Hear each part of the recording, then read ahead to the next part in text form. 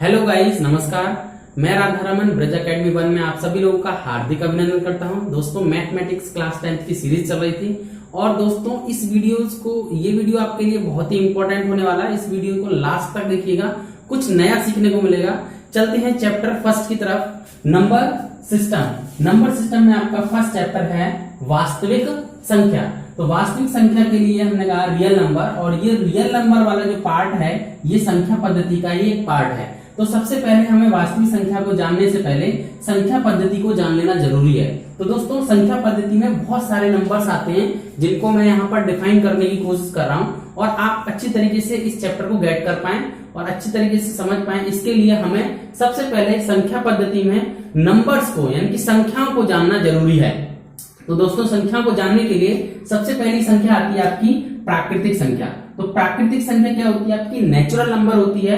प्राकृतिक संख्या को हम कैसे परिभाषित कर सकते हैं, कैसे डिफाइन कर सकते हैं, उसको मैं बताता हूं आपको।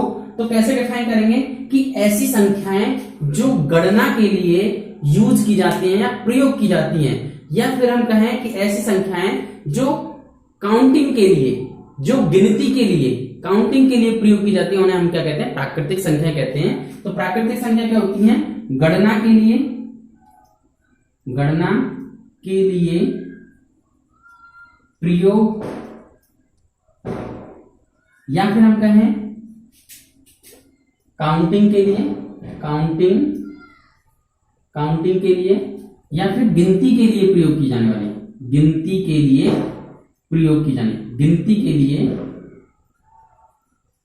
प्रयोग होने वाली संख्याओं को हम क्या कहते हैं? आपकी प्राकृतिक संख्याएं कहते हैं। तो प्राकृतिक संख्याओं को हम कैपिटल N नंबर से प्रदर्शित करते हैं, और ये संख्याएं कहां से स्टार्ट होती हैं, कहां से शुरुआत होती है इन संख्याओं की? ये 1 से शुरुआत होती है। तो इन संख्याओं की 1 से शुरुआत होती है। 1, 2, 3, 4, 5 डॉट डॉट डॉट इनफाइनाइट, यानी कि अपरिभाषित। यानी कि जब भी हम काउंटिंग स्टार्ट करते हैं, गिनती स्टार्ट यानी शुरुआत करने के लिए किसी से कहते हैं, तो वो कहां से स्टार्टिंग होती है? गिनती की स्टार्टिंग होती है 1 से, स्टार्टिंग फ्रॉम 1। यानी कि हम हमेशा प्राकृतिक संख्याओं की जो शुरुआत करते हैं वो 1 से करते हैं। ओके, तो ये आपकी n से प्रदर्शित की जाती है, n कैपिटल लेटर से, और इसके समुच्चय को हम इस तरीके से प्रदर्शित कर सकते हैं। प्राकृतिक संख्या के समुच्चय को 1, 2, 3 डॉट डॉट डॉट इन्फिनिटिव। ठीक है, अगर आपसे ये पूछा जाए दोस्तों कि सबसे छोटी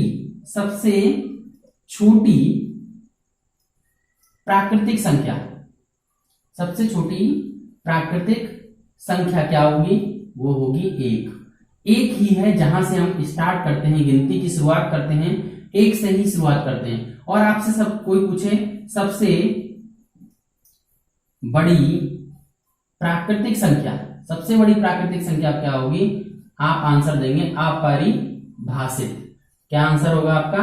अपरिभाषित मीन्स नॉट डिफाइन,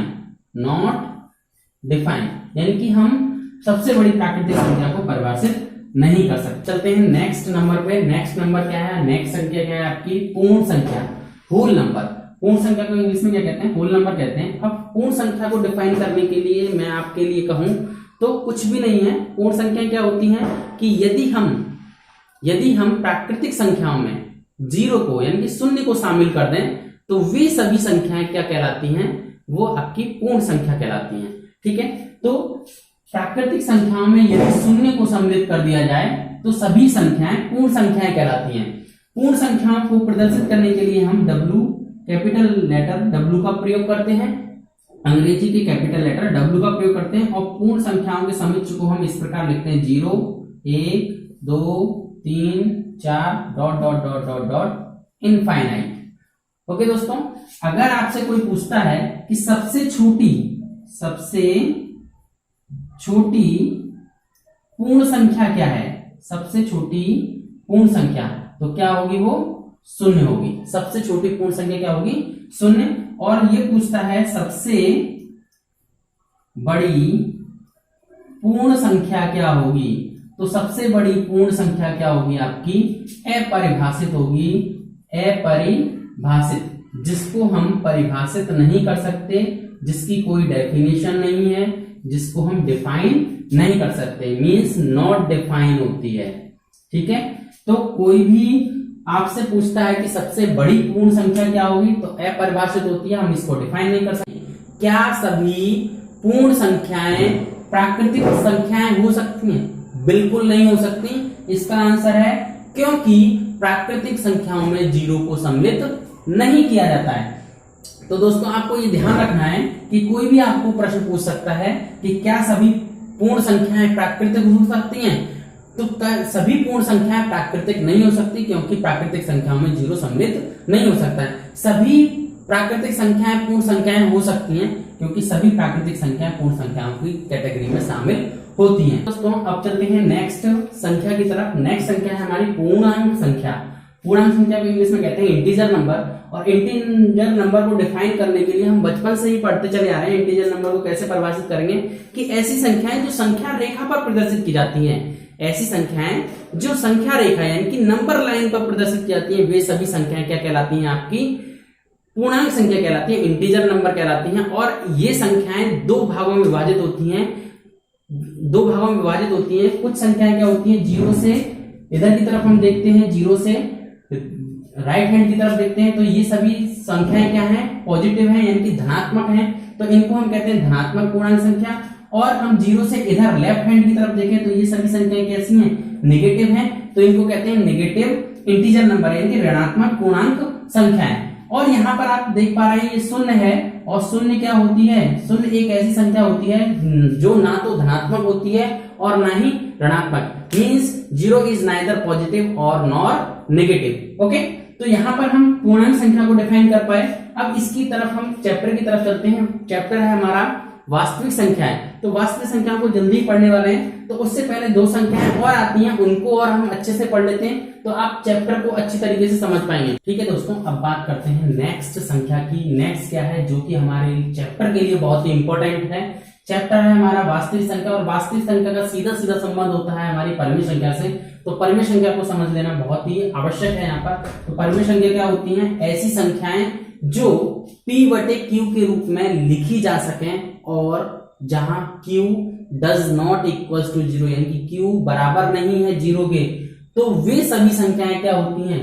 वो परिमेय संख्याएं होती हैं दोस्तों। तो दोस्तों इन परिमेय संख्याओं को समझने के लिए हमें क्या करना, इन तीन मुख्य बिंदुओं को समझना जरूरी है। 3 मेन पॉइंट्स हैं, अगर आपने इनको समझ लिया तो आप परिमेय संख्या को समझने में कोई भी गलती नहीं करेंगे। तो फर्स्ट पॉइंट क्या है? P बटे Q का रूप। जैसा कि मैंने डेफिनेशन में यहाँ पर परिभाषा में लिखा है कि P बटे Q का रूप होना चाहिए, तो P बटे Q का रूप हो। P बटे Q का रूप क्या है? अंश बटे हर, यानी कि कोई भी अगर भिन्न के रूप में है संख्या तो वो हमारी परिमेय संख्या हो सकती है, बशर्ते सेकंड पॉइंट भी क्या होगा आपका? Q does not equal to zero, यानी कि हर का मान जीरो के बराबर नहीं होना चाहिए। अगर हर का मान दोस्तों जीरो के बराबर हो जाता है तो वो क्या हो जाएगी हमारी? सपोज करो जैसे 3/0 है, तो इसको हम नॉट डिफाइन करेंगे, यानी कि ये संख्या परिभाषित नहीं होती है। इसलिए Q का मान यानी कि हर का मान जीरो नहीं होना चाहिए, ये हमारी परिमेय संख्या नहीं है। ओके, और दोनों P और Q दोनों पूर्णांक संख्या होनी चाहिए। इससे पहले मैंने अभी आपको पूर्णांक संख्या को समझाया था। पूर्णांक संख्या क्या होती है? जो संख्या रेखा पर प्रदर्शित की जाती हैं, उसमें से कुछ धनात्मक होती हैं, कुछ ऋणात्मक होती हैं। ठीक है, तो P और Q दोनों अंश और हर का मान क्या होना चाहिए? या तो धनात्मक होना चाहिए या फिर ऋणात्मक होना चाहिए, या दोनों P और Q ऋणात्मक भी हो सकते हैं, दोनों धनात्मक भी हो सकते हैं, धनात्मक ऋणात्मक भी हो सकते हैं, और ऋणात्मक धनात्मक भी हो सकते हैं। तो देखते हैं दोस्तों इसके उदाहरणों को। उदाहरण क्या है? जैसे 3/4 दोनों धनात्मक हैं, P बटे Q का रूप है और Q का मान जीरो नहीं है। ऐसे ही -6/7 है, ऐसे 1/3 है, और यहाँ पर मैंने लिखा है 0, 4, 3। क्या ये भी हमारी परिमेय संख्या है? बिल्कुल दोस्तों, ये परिमेय संख्या है। 0 हमारी एक परिमेय संख्या है, क्योंकि हम इसे 0/1 यानी कि P बटे Q के रूप में लिख सकते हैं। P बटे Q का रूप हो गया दोस्तों। ऐसे ही हम कहें कि 3 एक परिमेय संख्या, बिल्कुल दोस्तों 3 एक परिमेय संख्या, क्योंकि हम इसे 3/1 के रूप में लिख सकते हैं, तो ये हमारा P बटे Q रूप बन जाता है। ऐसे ही दोस्तों हम कहें कि करनी में जो 4 है, करनी में 4 एक परिमेय संख्या है। बिल्कुल दोस्तों, ये एक परिमेय संख्या है, क्योंकि इसका हम जब पूर्ण वर्ग निकालते हैं, वर्गमूल निकालते हैं, तो वर्गमूल आता है 2, और जब 2 आता है तो 2 को हम कह सकते हैं 2/1, यानी कि p/q का रूप हो गया। तो ये हमारी एक परिमेय संख्या है। ऐसे ही हम कहें करनी में 25 है, तो करनी में 25 किसका वर्गमूल होता है? 5 का। 25 जो है 25 का जब हम वर्गमूल निकालेंगे तो 5 आएगा, और 5 को हम लिख सकते हैं 5/1। तो ये क्या है? p/q रूप है। इसलिए हम कह सकते हैं ये जो सभी संख्या हैं ये परिमेय संख्या है। तो ये तो दोस्तों केस हुआ फर्स्ट। ये केस कौन सा है? आपका केस फर्स्ट है जब परिमेय संख्या फ्रैक्शन रूप में हो, यानी कि p/q रूप में हो। तो दूसरा केस भी आता है दोस्तों। इसमें दूसरा केस होता है परिमेय संख्या को समझने के लिए, वो होता है इसका दशमलव रूप। जब हम दशमलव रूप में इसको चेंज कर देते हैं, किसी भी भिन्न को दशमलव में बदल देते हैं, तो उस दशमलव की संख्या को हम कैसे पहचानेंगे कि वो एक परिमेय संख्या है या नहीं? देखते हैं दोस्तों, आगे वीडियो कंटिन्यू करते रहिए, देखते रहिए और आगे इंटरेस्टिंग पॉइंट को समझते रहिए। दोस्तों मैं बात कर रहा था नेक्स्ट परिमेय संख्या को दशमलव रूप में समझने की। तो दशमलव रूप में हम परिमेय संख्या को कैसे समझें, कैसे पता करें कि कोई भी दशमलव संख्या वो परिमेय संख्या है या नहीं? तो इसके लिए इन दोनों पॉइंट्स को जान लेना बेहद जरूरी होगा कि आप इन दोनों पॉइंट्स को अगर समझ गए तो आप ये समझ पाएंगे कि दशमलव रूप में कोई संख्या दे रखी है तो वो एक परिमेय संख्या है या नहीं, या फिर हम उसे परिमेय संख्या के रूप में बदल सकते हैं या नहीं। तो इसके लिए आपको दशमलव, शांत दशमलव, पहला पॉइंट है शांत दशमलव, जिसको हम कहते हैं टर्मिनेटिंग, यानी कि कोई भी जो दशमलव संख्या वो टर्मिनेटिंग है या नहीं। टर्मिनेटिंग मतलब शांत दशमलव के रूप में है या नहीं। जैसे कि एग्जांपल के रूप में देते हैं, जैसे कि मैंने क्या आपको दिया 1.25, तो ये एक क्या है? एक टर्मिनेटिंग डेसिमल नंबर है, यानी कि शांत दशमलव संख्या है। ठीक है, तो यहाँ पर आप देख रहे हो आफ्टर द डेसिमल, यानी दशमलव संख्या के बाद में जो अंकों की पुनरावृत्ति, जो अंक आ रहे हैं वो क्या आ रहे हैं? हमारे टर्मिनेटिंग है, यानी कि कोई भी यहाँ पर ऐसा नहीं है कि हम इन पॉइंट्स को काउंट नहीं कर सकते। पॉइंट के बाद में हम काउंट कर सकते हैं कि कितने डिजिट है हमारे? 2 डिजिट हैं। ठीक है, तो इन ऐसे दशमलव संख्याओं को जिनके हम आफ्टर द डेसिमल पॉइंट हम डिजिट्स को काउंट कर लें कि कितने डिजिट्स हैं आफ्टर द डेसिमल पॉइंट, तो उनको कहते हैं टर्मिनेटिंग डेसिमल, यानी कि शांत दशमलव संख्या। ये जरूरी है परिमेय संख्या के लिए, क्या होना चाहिए? वो शांत दशमलव होना चाहिए। दूसरी बात, अशांत दशमलव हो सकता है वो अशांत दशमलव हो, यानी कि जब हम पॉइंट के बाद की संख्या को देखें तो हम उनको काउंट ही नहीं कर पाए, यानी कि उसमें रिपीटेशन हो रहा है। क्या हो रहा है? रिपीटेशन हो रहा है, हम काउंट ही नहीं कर पाते कितने नंबर रिपीट हो रहे हैं। यानी इन्फिनिटिव है, नॉट डिफाइन है, कितने नंबर रिपीट हो रहे हैं उसको हम काउंट ही नहीं कर पाए, तो वो होता है आपका नॉन टर्मिनेटिंग टर्म्स। तो नॉन टर्मिनेटिंग मींस अशांत दशमलव होता है।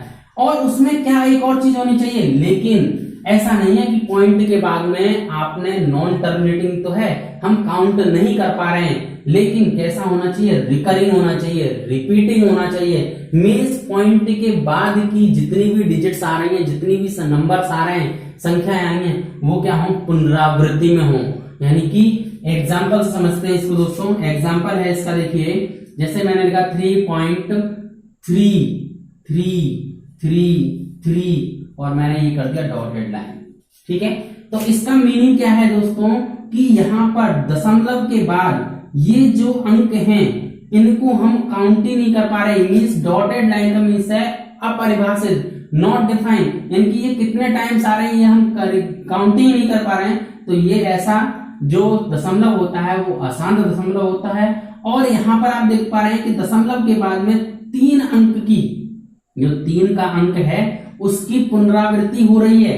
तो यहाँ पर क्या हो रहा है? नॉन टर्मिनेटिंग है बट रिपीटिंग है। तो ऐसे दशमलव को अशांत दशमलव लेकिन रिपीटिंग इनकी रिकरिंग कहते हैं। तो ऐसे दोनों पॉइंट्स अगर जिसमें हों, ऐसे दशमलव हों, तो उनको हम कहते हैं वो परिमेय संख्याएं हो सकती हैं। ये एक परिमेय संख्या है। अगर मैं ये कहूं 0.3 बार, ये कहूं बार का भी मीन्स क्या होता है, इसको हम ऐसे भी राइट कर सकते हैं 0.3333 डॉट डॉट डॉट डॉट। तो ये एक परिमेय संख्या है। ऐसे ही मैं कहूं 1.373737, तो यहाँ पर 2 डिजिट रिपीट हो रही हैं, लेकिन ये क्या है? नॉन टर्मिनेटिंग है। तो हम क्या कह रहे हैं, यहाँ पर 3737 का रिपीटेशन हो रहा है, नॉन टर्मिनेटिंग तो है ही, तो ये क्या हो जाएगा हमारा अशांत दशमलव है। अशांत दशमलव होने के बावजूद भी क्या है, इसमें रिकरिंग हो रही है, रिपीटेशन हो रहा है, पुनरावृत्ति हो रही है, तो ये हमारा क्या है, एक परिमेय संख्या के रूप में है। इसको हम परिमेय संख्या कह सकते हैं या इसे परिमेय संख्या के रूप में बदल सकते हैं। ठीक है दोस्तों, इस कॉन्सेप्ट को और कुछ उदाहरणों से समझ लेते हैं। कुछ मैं एग्जांपल दे रहा हूं, इसमें आपको मैं बताने की कोशिश कर रहा हूं कि ये संख्याएं परिमेय हैं और ये संख्याएं परिमेय नहीं है। ये संख्या का दशमलव रूप परिमेय संख्या का है या नहीं, ये परिमेय संख्या है या नहीं, ये परिमेय संख्या है या नहीं, इस तरीके से हम चेकआउट करते हैं इन दोनों पॉइंट्स को लेकर के। तो हमने फर्स्ट देखा कि आफ्टर द डेसिमल पॉइंट, दशमलव संख्या के बाद में जो 3, 6, 7, 8, 9 कोई भी संख्या रिपीट नहीं हो रही है और ये क्या है, नॉन टर्मिनेटिंग है, यानी कि अशांत दशमलव है, लेकिन कोई भी संख्या रिपीट नहीं हो रही है, पुनरावृत्ति नहीं हो रही है, तो ये हमारी परिमेय संख्या नहीं है, ये हमारी एक परिमेय संख्या नहीं है। 3.467467 यानी कि यहाँ पर आप देख रहे हो दशमलव के बाद में 467 फिर 467 यानी कि, और ये क्या है, अशांत दशमलव है पहली बात तो, और यहाँ पर 467 क्या हो रहा है, पुनरावृत्ति हो रही है, तो ये एक हमारी क्या है, परिमेय संख्या है। ये दशमलव संख्या एक परिमेय संख्या है। यहाँ पर हम तीसरी की तरफ चलते हैं, 1.12 122 122 ... सबसे पहली बात तो ये अशांत है, इनकी ... है, अपरिभाषित है, तो अशांत है, अशांत है, लेकिन दशमलव के बाद में कोई भी अंक रिपीट नहीं हो रहा है। यहाँ पे 1 2 है, फिर 1 2 हो गया, 1 2 हो गया, तो ये हमारी परिमेय संख्या नहीं हो सकती। ठीक है, अब दोस्तों यहाँ पर है 1.7321, तो ये एक संख्या है आपकी, ये कैसी है, शांत है, और जब वो शांत दशमलव हो गई तो वो हमारी परिमेय संख्या निश्चित है होगी, तो ये भी हमारी परिमेय संख्या है, और ये भी एक शांत दशमलव के रूप में, ये भी एक हमारी परिमेय संख्या है। और ये वाला देखें तो 3.123123 यानी कि ये क्या है, अशांत दशमलव है, लेकिन दशमलव के बाद 1 2 3 ये अंक रिपीट हो रहे हैं, तो ये अंक रिपीट हो रहे हैं, इसका मतलब ये अशांत दशमलव है, लेकिन ये क्या है, अंकों की पुनरावृत्ति हो रही है, तो ये हमारी परिमेय संख्या है। तो दोस्तों ये हुआ आपका परिमेय संख्या का, और इनके अलावा जितनी भी संख्याएं बच जाती हैं जिसे हम P/Q के रूप में नहीं लिख सकते, या फिर जो इन दोनों पॉइंट्स को फॉलो नहीं करती हैं, वो सभी क्या होती हैं, आपकी अपरिमेय संख्याएं होती हैं। तो हम चैप्टर की बात करें, जो चैप्टर है वास्तविक संख्या, तो वास्तविक संख्याएं क्या होती हैं हमारी, वास्तविक संख्याएं परिमेय संख्या और या अपरिमेय